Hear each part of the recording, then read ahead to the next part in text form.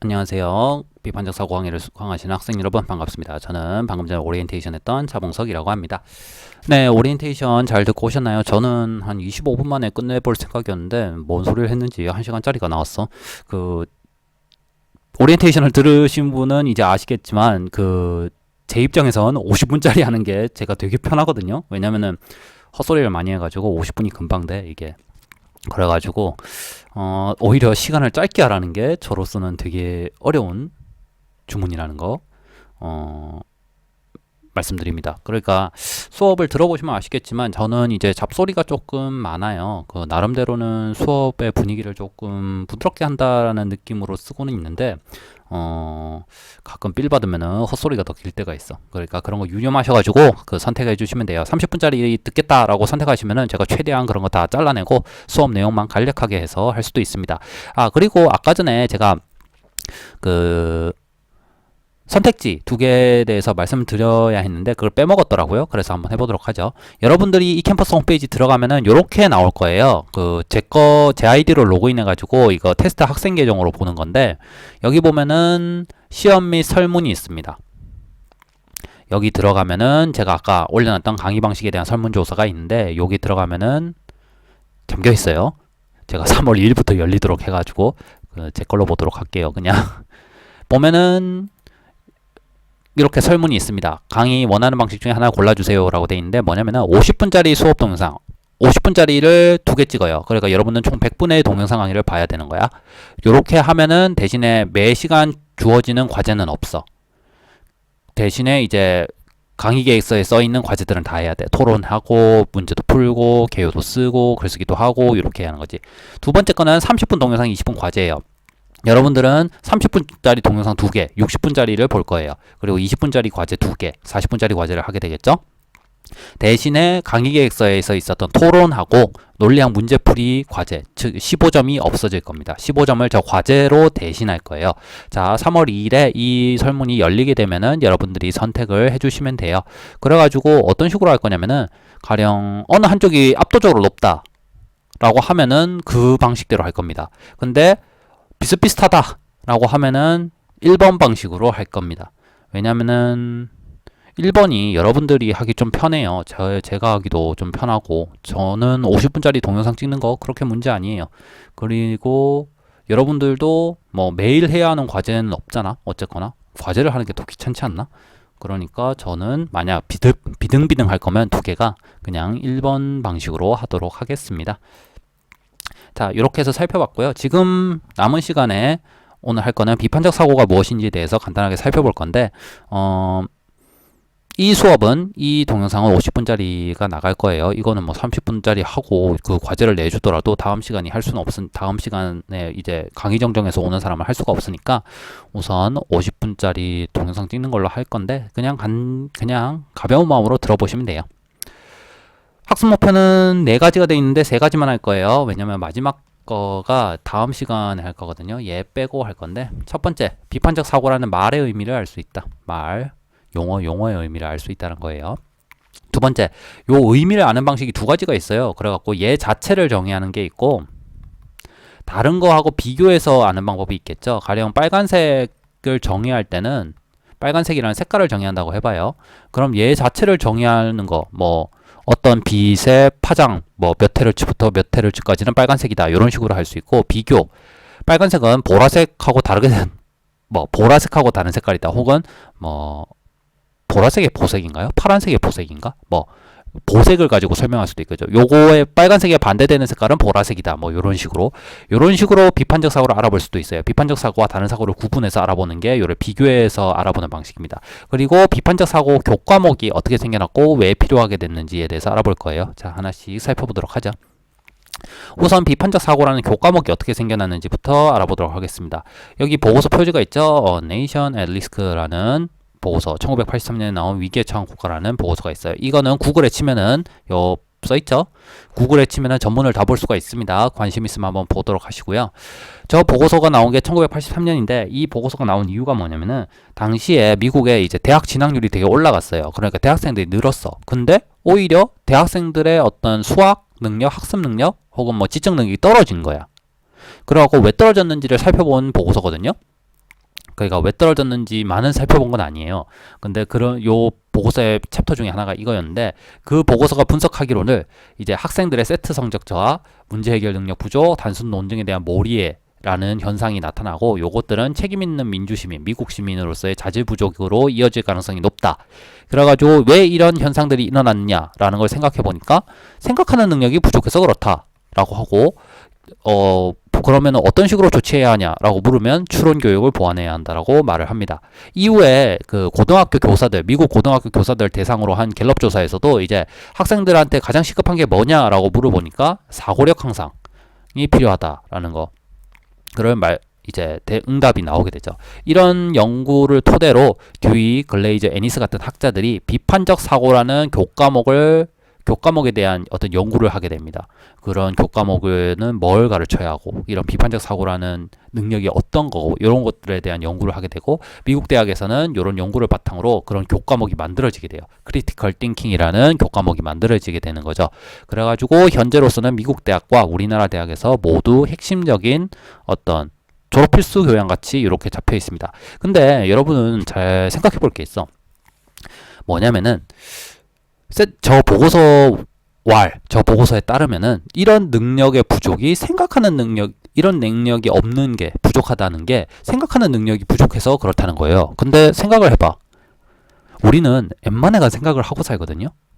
그러니까 수업에 설사 집중을 안 하더라도 점심에 뭐 먹을지 정도는 생각한단 말이야. 우리가 멍 때리기 대회에 나가 있다고 하더라도 그 사람이 멍을 때리는지 아니면 딴 생각을 하고 있는지는 알 수가 없잖아. 우리는 기본적으로 생각이라는 걸 하고 사는데, 이 생각하는 능력이 결여가 돼 있대. 그럴 수가 있나? 우리는 항상 생각을 하는데. 그리고 이 생각하는 능력의 결여를 이제 처리하기 위해서 추론 교육이 필요하다고 말을 한 거예요.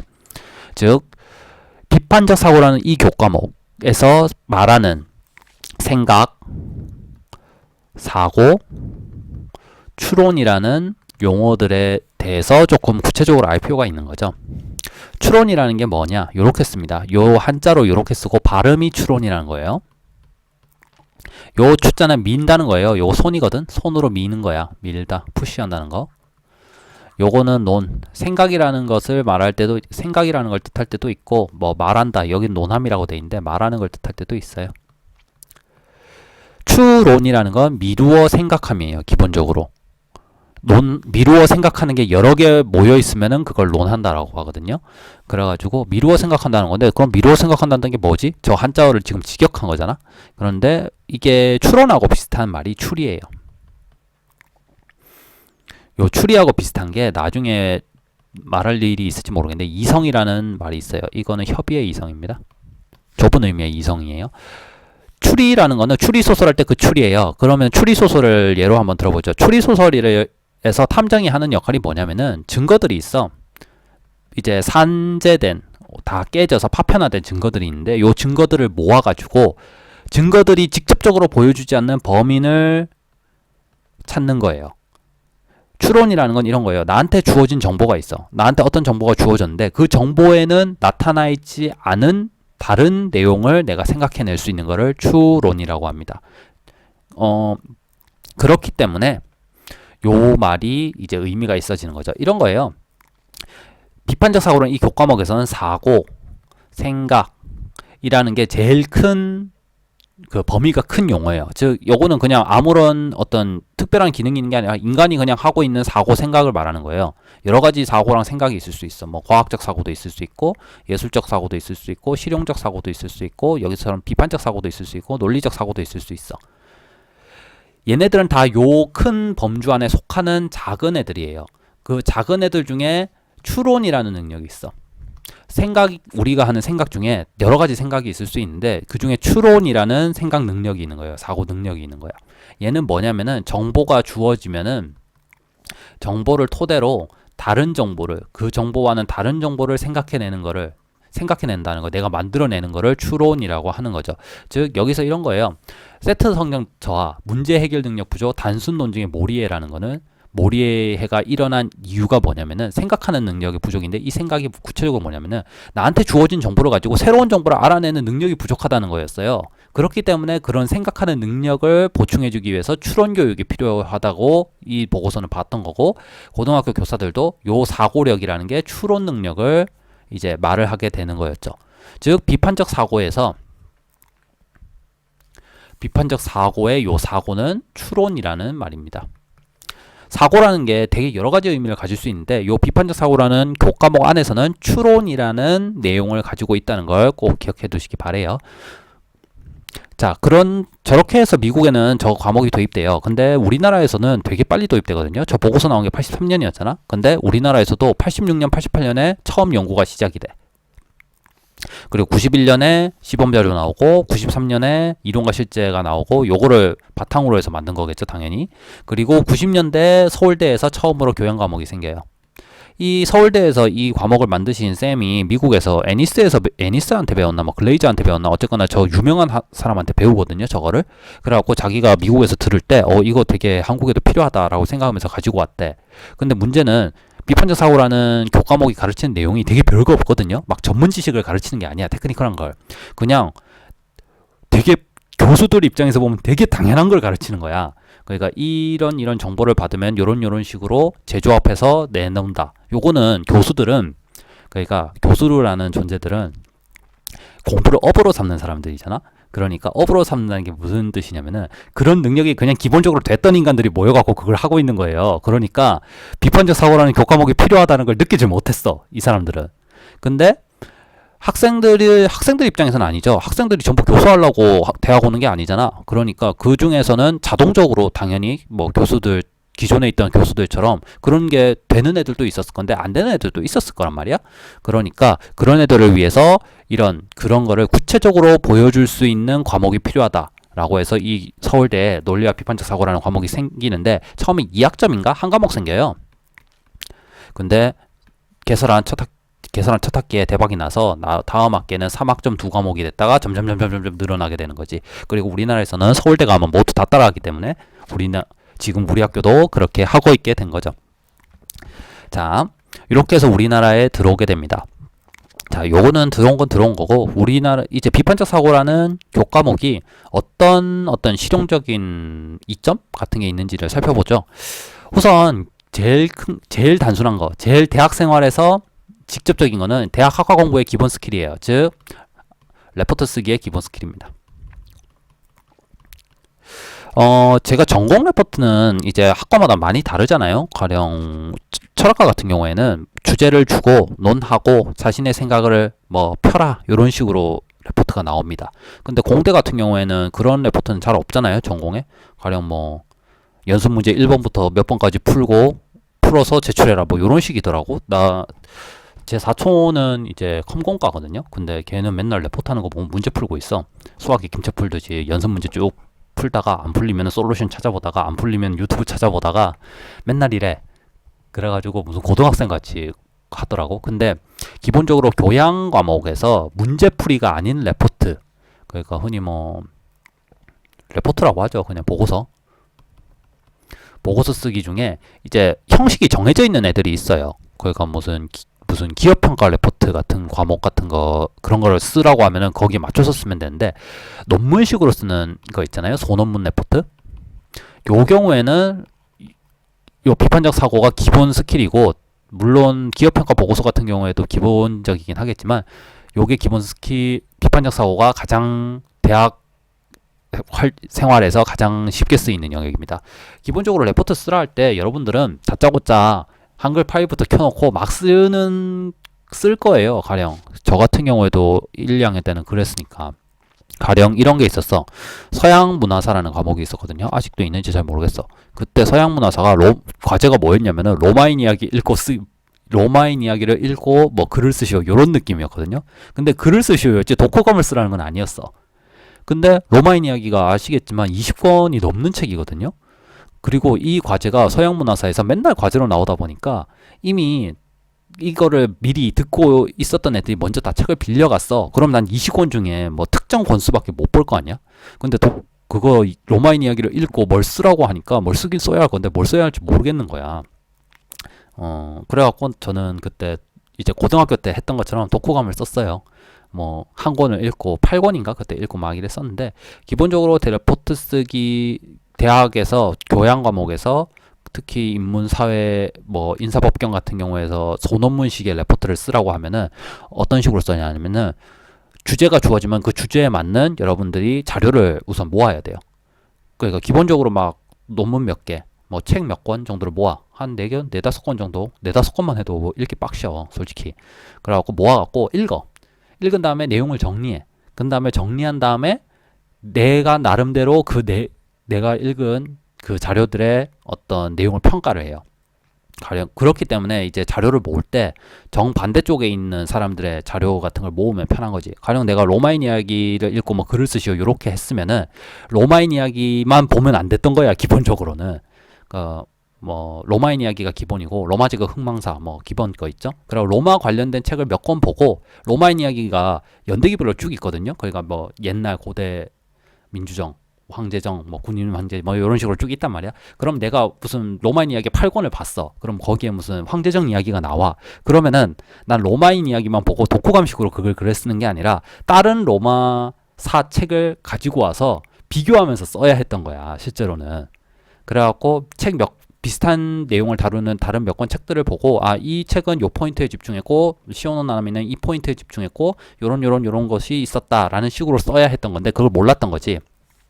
그러니까 기본적으로 레포트 쓰기는 이제 주제에 관련된 이제 자료를 모으고 분석하고 평가해서 글쓰기입니다. 요런 식으로 나가야 돼요. 요게 보통 자기 생각이라고 불리는 부분이죠. 근데 보통 이제 아무것도 안 가르쳐주고 쓰라고 하면은 요거부터 해. 요거를 하기 위해서 그래도 요건 해. 읽는 건 한다는 거지. 그래갖고 딱 쓰면은 이제 고등학교 시절에 썼던 그런 독후감 같은 게 나오게 되는 거죠. 어쨌거나 비판적 사고가 필요한 부분은 요 부분이에요. 읽어낼 수 있는 능력, 비판적으로 읽어내야 한다라고 말을 하거든요. 다음 시간에 보도록 하고, 비판적으로 읽어낸 거를 구조적으로 도식화할 수 있어야 돼요. 분석해낼 수 있어야 하고, 분석해낸 거를 평가를 해야 하는 거죠. 걔가 잘했니 못했니, 내 기준에 따르면은 요거는 괜찮은 것 같고 요거는 안 괜찮은 것 같다, 뭐 요런 식으로 평가해낼 수 있어야 하는 거죠. 그러니까 비판적 사고는 기본적으로 여러분들이 레포트 쓰는데 도움을 줍니다. 하지만 오리엔테이션에서도 말을 했나? 잘 모르겠는데, 말을 했었나? 기억이 잘 안 나. 3, 4학년이 들어요. 레포트 쓸 일이 얼마 안 남았어, 얘네는. 그래갖고 새내기가 보통 들어야 하는 과목인데 요거를 3, 4학년이 많이 듣더라고. 그래서 뭐 그래도 도움은 되니까. 자, 두 번째로 여러분들이 느낄 수 있는 게 합리적인 일상생활을 위해서 필수적입니다. 가령 뭐냐? 구매할 때, 가성비에 따라서 구매할 때 특히나 필요해요. 우리는 재화가 무한하지 않잖아. 우리는 한정된 재화를 가지고 최고 성능, 최고의 어떤 나한테 만족을 줄 수 있는 물건을 사길 원해. 그럴 때 우리는 항상 가성비를 따지게 되잖아요. 가격 대 성능비. 이 가성비라는 것 자체가 한 비판적 사고를 집약하고 있는 어떤 행위입니다. 기준이 있어. 기준이 있어야 돼. 기본적으로 기준이 있고, 뭐 재화든 뭐 퍼포먼스든 뭐 혹은 뭐 크기, 노트북 같은 거 살 때 크기, 뭐 무게, 이런 거 기준이 있잖아요. 그래서 나는 뭐 1kg보다 가벼운 거, 크기는 15인치보다 큰 거, 퍼포먼스는 뭐 CPU 얼마 이상, 나 돈은 60만 원 정도 있어, 요런 걸 가지고 막 고민을 해. 그래갖고 삼성 걸 살지, LG 걸 살지, 뭐 애플을 살지, 아니면 레노버 걸 살지, HP 걸 살지, 이런 식으로 고민을 하는 거지. 즉 합리적인 일상생활, 특히나 구매라는 그런 행위를 할 때는 비판적 사고가 특히나 필요하죠. 즉 여러분들은 기본적으로 비판적 사고를 하고 사는 거예요. 가성비를 따지는 구매를 하고 있으면은 기본적으로.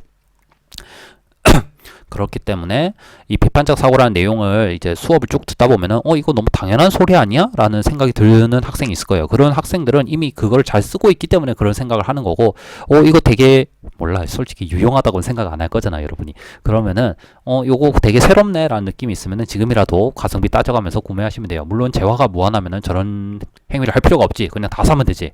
삼성 거도 사고, 그러니까 삼성 거 요새 이름 뭐지? 울트라북인가? 삼성 거도 사고 그램도 사고 맥도 사고 다 사면 되지. 돈 많으면.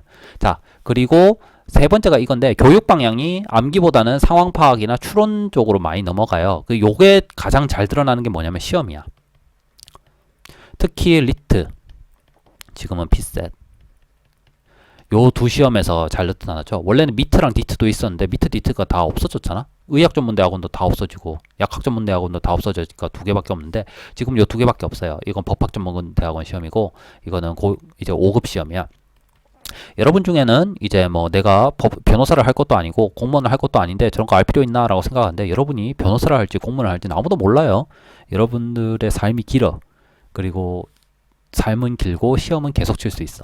돈만 있으면 칠 수 있는 게 시험이거든. 그래가지고 요런 시험에 다 국어 시험이에요 기본적으로. 근데 국어 시험 중에서도 단순히 읽고 뭐 지식을 묻는 시험이 아니라 지문을 주고 읽은 다음에 거기서 이런 내용이 있니? 요런 내용이 저 글과 뭐 일치하는 내용이니? 뭐 이런 거니? 라는 걸 따지는 게 있고 또 몇 가지 힌트를 줘요. 그러니까 논리 퀴즈 같은 거를 추론 과목에서 주거든요.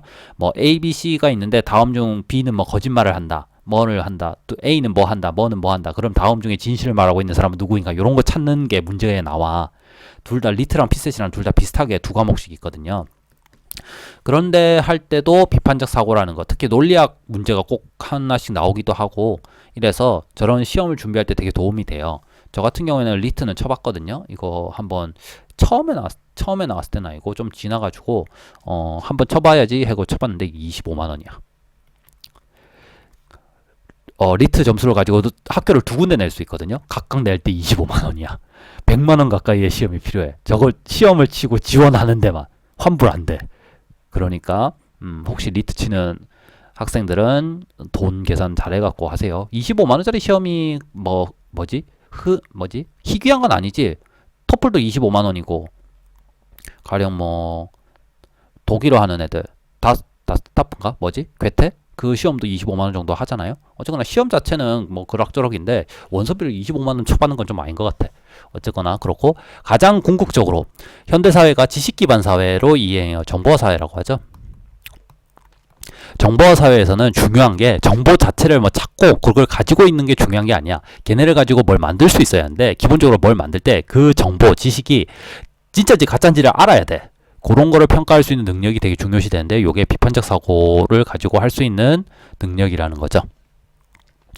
자, 그러면은 이제 비판적 사고라는 저 단어 자체를 한번 알아보도록 할게요. 우리가 아까 봤을 때 사고라는 건 추론이라고 했죠. 그럼 이제 비판이라는 말을 알아볼 건데 우리가 요렇게는 잘 안 쓰거든. 이거 우리가 지금 교과목이 비판적 사고라는 교과목이 있으니까 되게 흔한 게 쓰는 것 같은데 사실 요런 말 자체는 안 써요. 우리는 흔히 비판이라는 말을 많이 쓰지. 근데 우리나라에서는 비판이라는 말이 되게 부정적인 의미로 쓰여요. 비난이라는 것과 같은 의미로 쓰이죠, 거의. 근데 보시면 아시겠지만 한자는 글자가 다르면 다른 말이에요. 요 비랑 다르게 생겼죠. 다른 말이란 소리야. 근데 우리나라는 현실적으로 요런 맥락에서 비난이라는 맥락에서 비판이라는 말을 많이 쓰다 보니까 두 개가 거의 비슷하다고 생각되는데 실제로는 다른 의미입니다. 그리고 비판적 사고라는 이 교과목에서 비판이라는 말을 쓸 때도 비난이라는 말로 쓰지 않아요.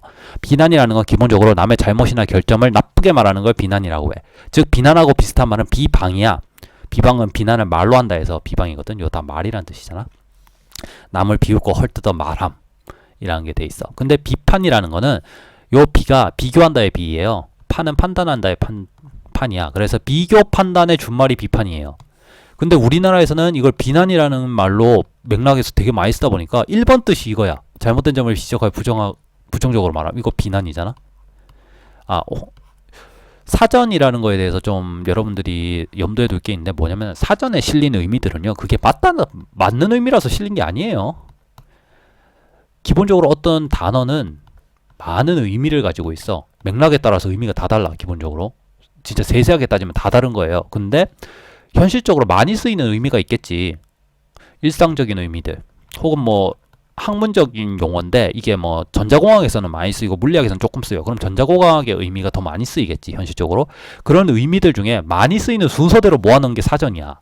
그러니까 우리나라에서는 비판을 비난이라는 의미로 많이 써서 1번 뜻에 놓긴 했지만 얘가 기본 의미는 아닌 거지. 기본 의미는 2번인 거야. 얘는 그냥 일상적으로 쓰는 의미란 소리지. 기본 의미는 이거고 우리도 이 의미를 쓸 겁니다. 옳고 그름을 가려 평가하고 판정함이에요. 요 옳고 그름을 가려가 비교고 평가하여 판정함이 판단이야. 국가 정책에 대해서 항상 공정한 비판이 이루어져야 한다고 했을 때 우리나라 사람은 이걸 다 비난으로 읽어. 한마디로 국가 정책에 대해서 공정한 비난 같은 게 있을 수가 없잖아. 비난은 나쁘게 말하는 건데. 그러니까 공정한 판단이 이루어져야 한다라는 뜻입니다. 즉 비판적 사고에서 사고는 추론이고 요거는 판단이라는 뜻이에요. 판단적 추론이라는 뜻인 거죠. 즉 뭐냐면은 기준을 가지고 자신의 기준을 가지고 어떤 정보를 판단해서 그 다음 정보로 나아가는 거를 비판적 사고라고 볼 수 있다라고 하는 거죠. 요거를 우리가 그냥 임의로 사전적 정의라고 해봐요. 참고로 비판적 사고라는 단어가 사전에 없어. 국어 사전에. 그러니까 우리 마음대로 만들어도 돼. 자, 요런 정의를 우리는 지금 비판이라는 단어와 사고라는 단어를 따로 봐서 만들어낸 거예요. 근데 비판적 사고가 크리티컬 띵킹의 번역을 하고 했죠. 즉 크리티컬 띵킹이라는 용어가 있어.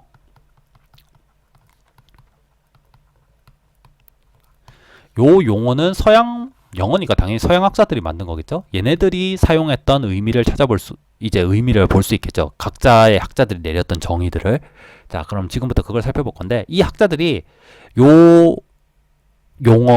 용어가 가리키는 어떤 행동, 크리티컬 띵킹이라는 행동의 기원으로 삼는 게 소크라테스입니다. 소크라테스라는 사람, 윤리 들었던 사람은 누군지 알 거고 약간 뭐 이런 거에 관심 있는 사람들은 알 건데 어떤 사람이냐면 그리스의 철학자고요. 이 사람보다 이전의 철학자들도 있어요. 자연 철학자라고 불리는 애들도 있는데 소크라테스가 되게 중요한 위치를 갖는 이유는 뭐냐면 이 사람이 서양 철학은 기본적으로 자신들의 어떤 자신들이 다루는 영역의 핵심이 인간이라고 생각하거든. 처음으로 철학에 인간을 가지고 온 사람이에요. 이전에는 다 자연에 관심이 있었어. 뭐 만물이 뭘로 이루어져 있냐? 물이다. 뭐 공기다, 불이다. 뭐 원자다. 이런 식으로 생각했어. 그래서 얘네들 자연 철학자라고 불러. 그런데 소크라테스부터 인간이 관심사가 됩니다. 가령 뭐 그래갖고 소크라테스가 나오는 책들은 전부 플라톤이 쓴 거거든요. 그래갖고 각각의 책들 제목은 거기 나와 있는 인물들 이름이기도 하고 왔다 갔다 해요. 그래가지고 인간의 행동, 인간이 가지는 가치 이런 것들을 처음으로 따진 게 이 사람이기 때문에 이 사람이 서양 철학사에서 굉장히 높은 위치를 차지하고 있고 이 사람이 스스로 공부했던 그러니까 학습이라고는 안 하고 보통 철학하는 방식이라고 하거든요. 철학했던 방식이 뭐냐면 캐묻는 거예요.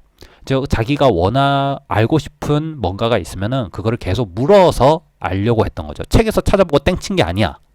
당시에는 책도 별로 없었고 책에서 물어보고 땡친 게 아니라 자기가 계속해서 그 내용을 물어보고 탐구하고 이런 식으로 해서 알아봤다는 거예요. 예시가 이런 거야.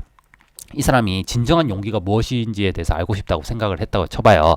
그럼 이 사람은 아고라에 나가가지고 아고라 뭔지 알죠? 그 시장 같은데 나가가지고 아무나 붙잡고 용기가 무엇입니까? 라고 물어봐. 아무나 붙잡고 물었다는 게 핵심이야. 그렇기 때문에 이 사람이 나중에 죽어. 그래갖고 아무나 붙잡고 물었는데 가르치기 좋아하는 사람은 자기가 이제 물어보니까 대답해줘야 할 거 아니야. 이 사람 나이가 꽤 있으니까. 나이 드신 분이 이런 것도 모르는구나. 내가 한 수 가르쳐줘야겠다 해가지고 딱 이제 대답해주는 사람이 있을 건데 문제는 옛날에 어떤 개념을 설명하는 방식은요 다 예시를 드는 거예요. 그 서양이든 동양이든 다 똑같아. 그래갖고 그리스 사람은 특히나 그랬어. 예시를 들어. 어떤 개념의 의미를 말해주는 게 아니라 그 개념이 어떤 상황에서 쓰이는지를 가지고 설명을 하려 하거든요. 이게 그리스 신화에도 나와. 아킬레스 신화에 나오는데 아킬레스가 원래 전공을 되게 많이 세우고 이랬다가 그 한번 여장애가 도망가는 장면이 있거든요. 그 도망가 있을 때 오디세우스가 아킬레스를 찾으러 가는 이야기가 있는데 근데 여장해 가지고 도망가 있는데 이제 설정상 아킬레스가 되게 예뻤기 때문에 여장을 해놓으니까 못 찾았다는 거야. 아무리 봐도 그렇진 않을 것 같은데. 그래갖고 오디세우스가 낸 깨가 뭐였냐면은 보물을 주고 나눠 가지라고 해. 근데 오직 한 명의 궁녀만이 칼에 관심을 가져. 그놈이 이제 아킬레스였던 거지. 근데 아킬레스를 이제 찾아가지고 이제 트로이 전쟁하러 갈 때였거든요. 그래갖고 같이 나가자라고 하니까 안 나간대. 그래갖고 왜 안 나가냐 하니까 내가 예전에 공을 세웠는데 니네가 나를 제대로 대접을 안 해줬다 이런 거야. 그러니까 오디세우스가 뭐라 하냐면은 그러면 그때 못 받은 거 보물 돈 다 줄게 라고 한 거예요.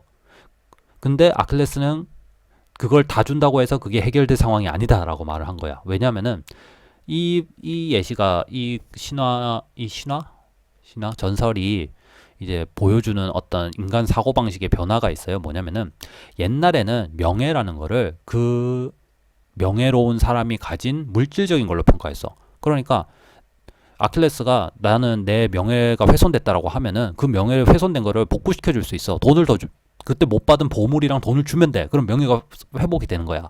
근데 아킬레스는 그런 것만 가지고는 내 명예가 회복되지 않는다라고 말한 거야. 즉 명예라는 게 다른 어떤 추상적인 뭔가가 있다라고 봤던 거죠. 아킬레스는. 요게 거의 처음 그리스 시절에 요렇게 사고 변화가 일어났다는 거를 보여주는 뭐 예시로 흔히 누가 말한 거냐면은 파이아벤트라는 그 과학 철학자 겸 철학자가 있거든요. 그 사람이 예시를 듭니다. 어쨌거나 중요한 건 그게 아니라 소크라테스 시절에 이제 그런 식으로 원래 예시를 들으면서 말을 해줘요. 그래갖고 어떤 사람이 용기가 뭐였냐고 소크라테스가 물으니까 가령 뭐 위험한 상황에서 물러서지 않는 것을 용기라고 한다라고 했다 쳐봐.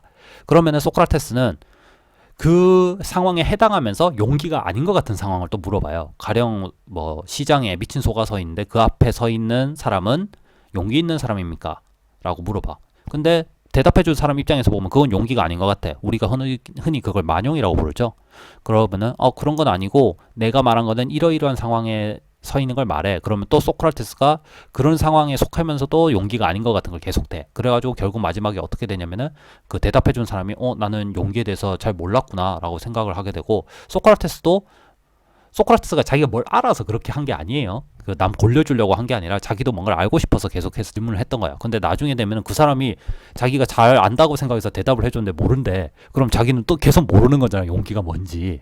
그래갖고 중요한 거는 소크라테스가 말한 용기가 아니라 소크라테스가 보여준 행동이라는 거예요. 그런 행동, 계속해서 뭔가를 물어서 알려고 하는 행동이 비판적 사고의 기원이라는 거죠. 기본적으로 존 듀이라는 이 유명한 교육학자 겸 철학자 겸 뭐 등등등이 있는데 이 사람이 했던 예시가 이 사람이 만들었던 정의가 후대에도 비슷하게 갑니다. 비판적 사고라는 말 자체를 이 사람이 쓴 건 아니에요. 이건 비판적 사고라는 말은 후대에 쓰이는데 그 비판적 사고의 정의 자체는 듀이에서 옵니다. 근거나 파급 효과가 기준이죠. 근거나 파급 효과에 비추어서 믿음이나 지식, 나한테 주어진 정보야. 요거를 끈질기며 능동적이고 꼼꼼하게 따져보는 것. 이게 소크라테스가 했던 캐묻는 삶의 태도인 거죠. 요런 거를 이제 이 사람이 비판적 사고라고 부릅니다. 에드워드 글레이저부터 아마 비판적 사고라는 말을 쓸 거예요. 이 사람은 듀이 거. 비판적 사고를 위해서는 증거나 파급 효과에 비추어 믿음이나 지식을 검토하는 끈질긴 노력이 필요하다. 이건 듀이 거랑 똑같죠. 추가된 건 요거예요. 논리적 탐구와 추론의 방법에 대한 지식, 이런 방법을 적용할 수 있는 기술이 필요하다라고 말을 했고요. 로버트 애니스가 요 분야에선 제일 유명하죠.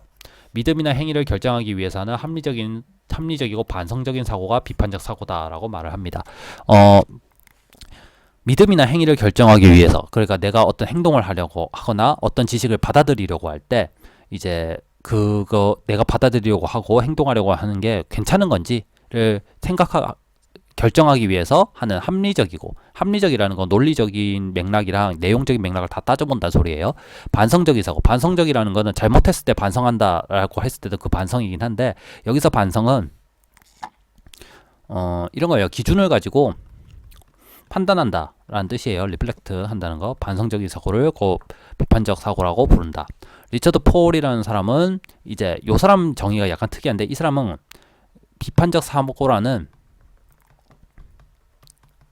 과목에 대한 약간 정의예요. 주제나 내용과 상관없이 모든 곳에 다 쓰인다는 거죠. 사고에 내재해 있는 구조를 파악하고 지적 기준을 부과함으로써 자신의 사고를 향상시키는 사고를 하는 사고방식. 즉 비판적 사고라는 과목에서 말하는 비판적 사고가 어떤 건지를 이 사람이 정의하고 있는 거지. 스크라이브는 뭐 비판적 사고는 관찰과 의사소통, 정보 그리고 논증에 대한 숙련되고 능동적인 해석이자 평가이다. 일반적인 정의고요. 델피 보고서라고 되게 유명한 보고서가 있어요. 이게 비판적 사고라는 교과목을 교과목에 대한 연구 보고서인데 여기서는 정의를 이런 식으로 합니다. 해석, 분석, 평가 및 추론을 산출하는 의도적이고 자기위주적인 판단이야. 그 판단에 대한 근거가 제대로 되어 있는지, 증거, 개념, 방법론, 준거 또는 맥락의 측면을 제대로 고려하고 있는가에 대한 설명을 산출하는 의도적이고 자기위주적인 판단이라고 해서 되게 길게 되어 있는데 뭐냐면은 기준을 가지고 이제 능동적으로 어떤 정보를, 사고를 판단해 보는 거를 이제 비판적 사고라고 한다는 거예요. 그거에 대해서 이제 이렇게 길게 써놓은 거지. 우리나라에서는 사고력 검사 계열 2라는 요 보고서가 비판적 사고에 대한 정의를 담고 있는데 뭐냐면은 어떤 견해를 받아들일지, 행위를 할지를 결정하기 위해서 텍스트가 이제 정보거든요. 나한테 주어진 정보에 대해서 논리적 맥락 등을 고려해서 이제 최선의 판단을 내리고자 하는 사고. 앞에 거랑 다 이제 정의가 비슷하죠. 그래가지고 우리 나름대로 이 과목에서, 이 수업에서 쓰일 비판적 사고의 의미를 만들어낼 수 있을 겁니다. 여러분들이 어디 가서 비판적 사고를 들었다고 했을 때 논리학이나 뭐 논증 분석 스킬 같은 거 다 까먹어도 돼. 근데 이것만 기억해. 비판적 사고가 뭐니? 라고 물으면은 스스로가, 내가 하는 거예요. 어떤 기준이나 규칙을 가지고 개념, 뭐 용기란 무엇인가, 판단, 이게 옳은가 그른가, 논증, 다른 사람의 말이 맞는가 틀린가를 끈질기고 꼼꼼하게 분석 평가하는 사고를 비판적 사고라고 합니다. 능동성, 기준을 가지고 대상들을 이런 식으로 행위한다는 거예요.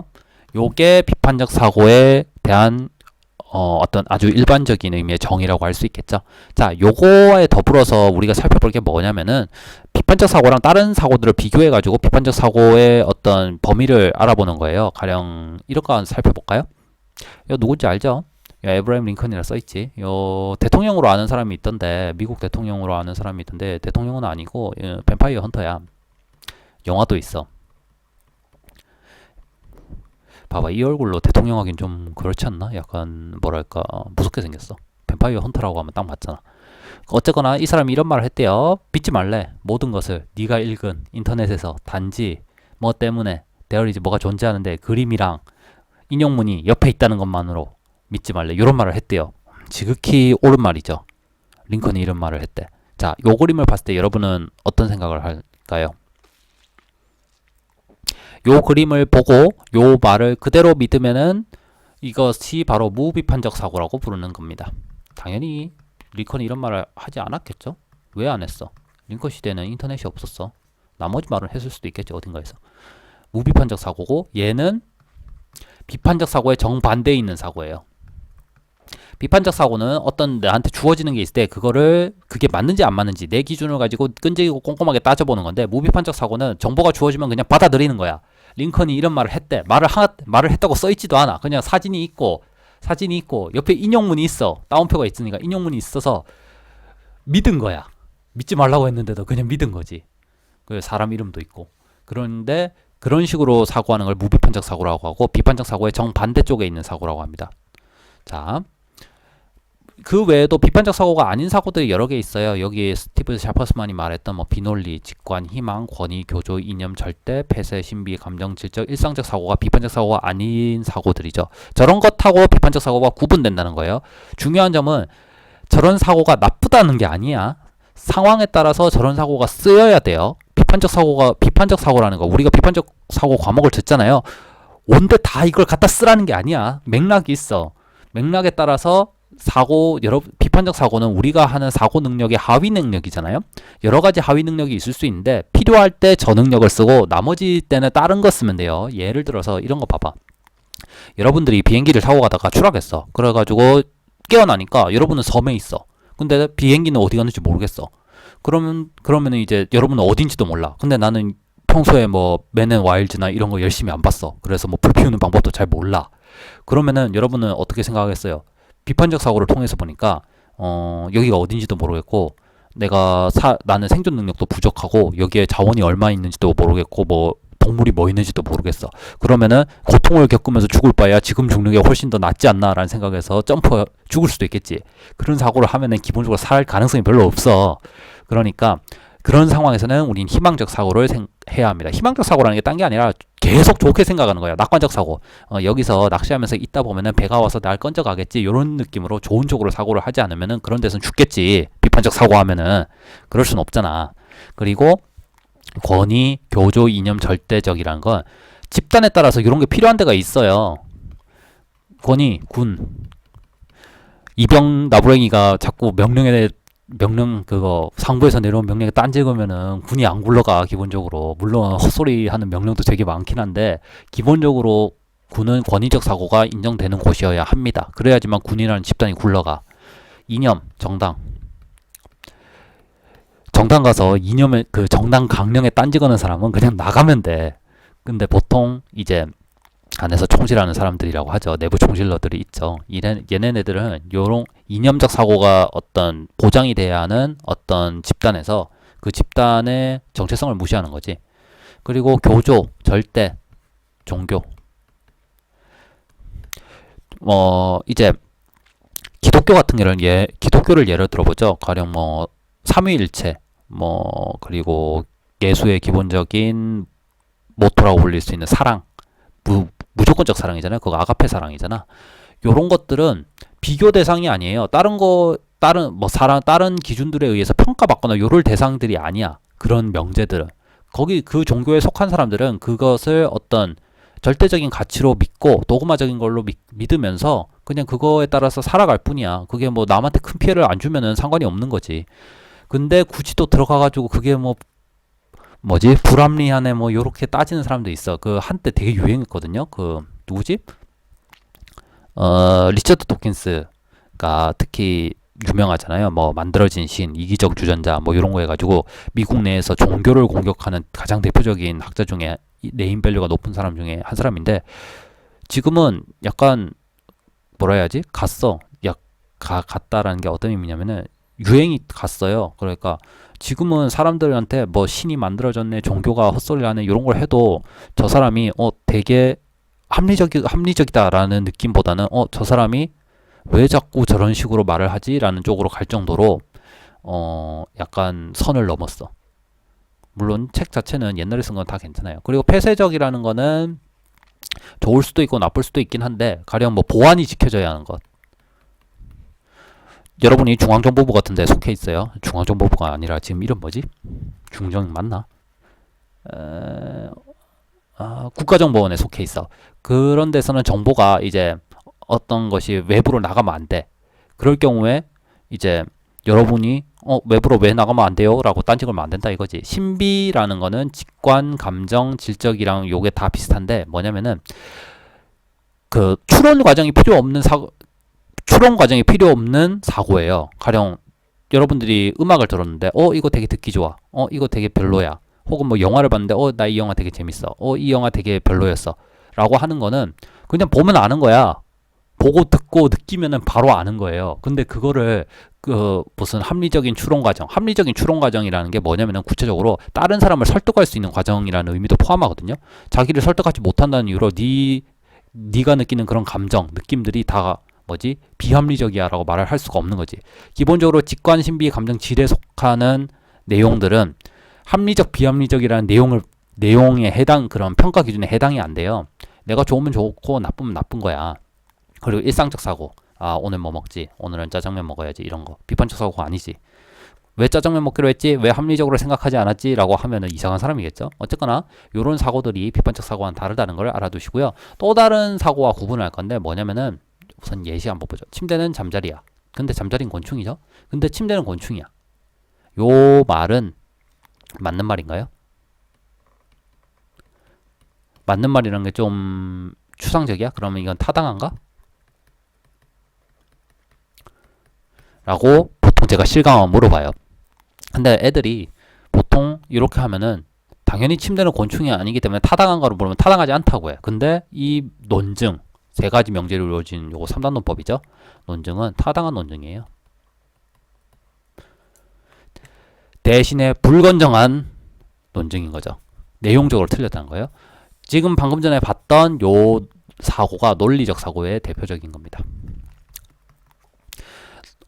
일상적인 의미가 아니에요. 비판적 사고랑 인식론이랑 논리학이랑 이런 분야에서 쓰였던, 즉 학문적인 분야에서 말하는 논리적 사고입니다. 여기서 논리적 사고는 논증의 타당성, 형식에만 관심이 있어요. 즉 앞에 논증이 타당하냐고 물으면은 형식적으로 맞니? 라고 물으는 소리예요. 그러면은 형식적으로 맞아. 3단 논법에 타당한 형식을 가지고 있거든. 그러면은 걔는 타당한 논증인 거죠. 근데 비판적 사고 같은 경우에는 논증의 건전성, 그러니까 타당성 플러스 건전성이에요. 타당성은 형식, 건전성은 내용이거든. 그래갖고 저 논증이 건전하니라고 물어보면은 건전하지 않다라고 해야 돼. 침대는 잠자리가 아니니까. 저거는 동음 이의어를 이용한 말장난이었죠. 그러니까 타당한 하더라도 건전하진 않은 거지. 즉 논리적 사고랑 비판적 사고는 유사해요. 근데 유사한데 어떤 점에서 다르냐면은 논증의 타당성에, 형식에만 관심이 있으면 논리적 사고, 내용에도 관심이 있으면 비판적 사고라고 부릅니다. 창의적 사고라는 또 다른 사고가 있는데 이거는 우리 교재에 나오는데 뭐냐면은 비판적 사고는 기본적으로 이제 주어진 자료를 평가해서 이제 행동하는 사고라고 해봅시다. 행동이에요. 행동에는 뭐 내가 직접 하는 행동일 수도 있고 구매가 될 수도 있고 글쓰기일 수도 있잖아. 근데 주어진 정보를 분석 평가해서 행동을 하는데, 평가할 때 평가라는 거는 분석에는 안 들어있어. 내가 분석한 자료에 내 기준을 얹어야지 평가가 되는 거잖아. 그래갖고 평가는 나한테 주어진 정보랑 똑같은 건 아닌데 그것보다 알파야. 플러스 알파가 되긴 했어. 근데 창의적 사고라는 거는 분석해가지고 평가했는데 플러스 알파가 많이 됐어. 플러스 알파 n승이라고 해봅시다. 그래갖고 창의적 사고랑 비판적 사고는 비슷한데, 비판적 사고가 뭔가 독창성, 뭔가를 이제 새로운 걸 만들어내는 부분이 있어요. 분명히 비판적 사고도 그런 부분이 있는데, 그런 부분이 작은 거에 비해서 창의적 사고는 그런 새로운 거를 만들어내는 부분에 초점이 맞춰져 있어. 그래서 새로운 것을 만들어내는 사고, 비판적 사고를 기반으로 해요. 이런 걸 기반으로 해서 새로운 것을 만들어내는 사고를 창의적 사고로 합니다. 뭐 유창성, 융통성, 독창성, 정교성 등등인데 이런 걸 알 필요 없어. 이런 사고가 있다는 것만 알면 돼요. 그래갖고 우리는 비판적 사고의 두 번째 정의를 만들 수가 있겠죠. 논리적 사고랑 비교해서 하는 거예요. 어떤 개념, 판단, 논증의 근거와 타당성, 건전성을 묻는 작업. 형식이라 했고 내용이라고 했습니다. 즉 우리는 누군가가 비판적 사고라는 게 뭐니? 라고 물으면 이 둘 중에 하나 대답해주면 돼요. 어떤 개념, 판단, 논증의 근거와 타당성, 건전성을 묻는 작업이에요. 스스로가 어떤 규칙, 기준을 가지고 개념, 판단, 논증을 끈질기고 꼼꼼하게 분석, 평가하는 사고예요. 이런 둘 중에 하나를 물어보면 됩니다. 개인적으로 요거를 좀 더 추천드려요. 됐다. 자, 잠깐만요. 이거 왜 안 돌아가지?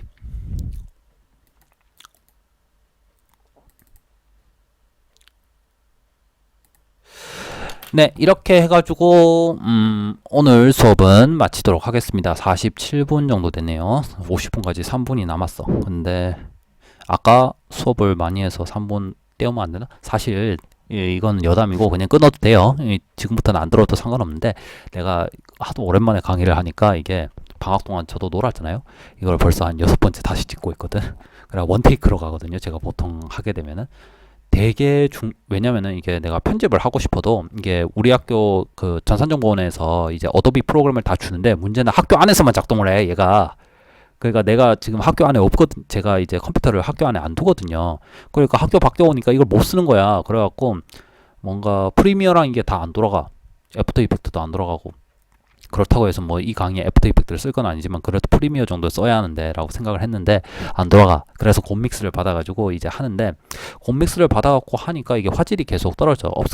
업이 안 돼. 그 화질이 계속, 그러니까 수정을 해가지고 재저장을 하잖아요. 그러면 화질이 떨어져. 근데 이걸 화질을 올리려고 저장을 하면은 제가 지금 쓰고 있는 컴퓨터가 굉장히 옛날 거거든요. 굉장히까지는 아니지만 어쨌거나 옛날 거야. 지금이 인텔 10세대인가? 9세대인가? 지금 인텔 CPU가 제 거 2세대거든요. 2세대 샌디 브릿지를 쓰고 있거든. 왜 이걸 쓰고 있냐면 고장이 안 나. MSI 건데. 나도 고장 나면은 좋은 걸로 바꾸고 싶었는데 이게 고장이 안 나서 바꿀 수가 없는 거야. 윈도우도 7 깔려 있어 지금. 그래갖고 카카오톡도 안 돼요. 카카오톡을 깔면은 자꾸 오류가 나. 그래가지고 뭐 그렇습니다. 어쨌거나 이번 수업은 수고하셨고요. 그 정정하시는 분이나 안 하시는 분이나 모두 그 이번 학기 수업 잘 들으시길 바랍니다. 자, 그러면은 49분 약간 시간 때우는 거니까 그냥 뭐 안 들어도 상관은 없어요. 어쨌거나 모두 수고하셨습니다. 감사합니다. 그러면 다음 시간에 볼게요.